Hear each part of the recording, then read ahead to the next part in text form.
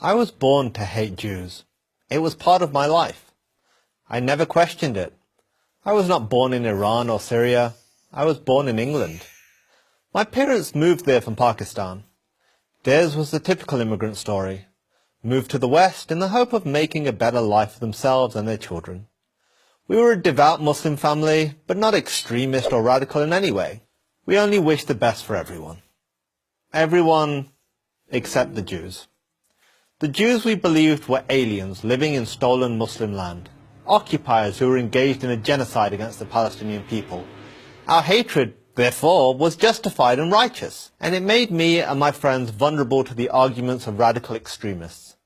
If the Jews were as evil as we had always believed, mustn't those who support them, Christians, Americans, and others in the West, be just as evil? Beginning in the 1990s, speakers and teachers at mosques and in schools began to endlessly repeat this theme. We were not Western, we were not British, we were Muslims, first and only.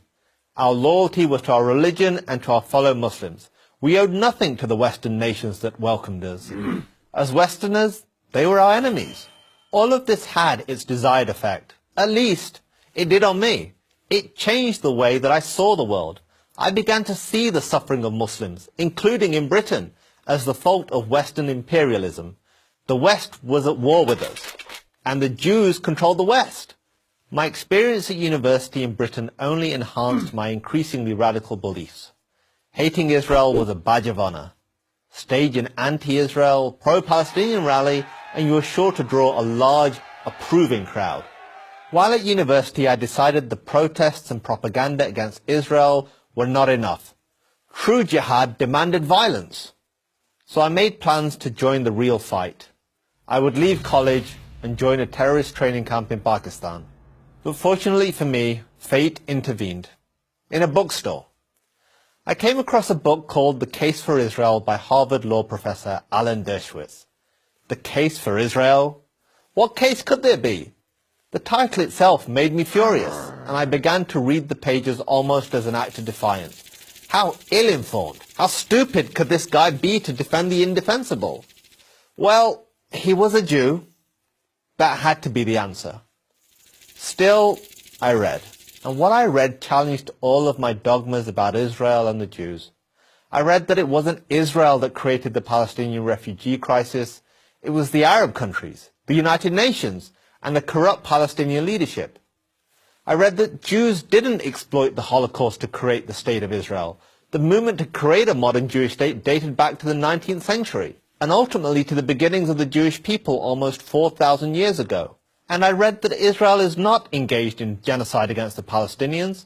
On the contrary, the Palestinian population has actually doubled in just 20 years. All this did was make me angrier. I needed to prove Dershowitz wrong, to see with my own eyes how racist and oppressive Israel really was. So I bought a plane ticket. I would travel to Israel, the home of my enemy. And that's when everything changed. Everything. What I saw with my own eyes was even more challenging than what Dershowitz had written. Instead of apartheid, I saw Muslims, Christians and Jews coexisting.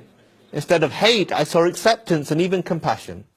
I saw a raucous, modern, liberal democracy, full of flaws, certainly, but fundamentally decent. I saw a country that wanted nothing more than to live in peace with its neighbors. I saw my hatred melting before my eyes. I knew right then what I had to do.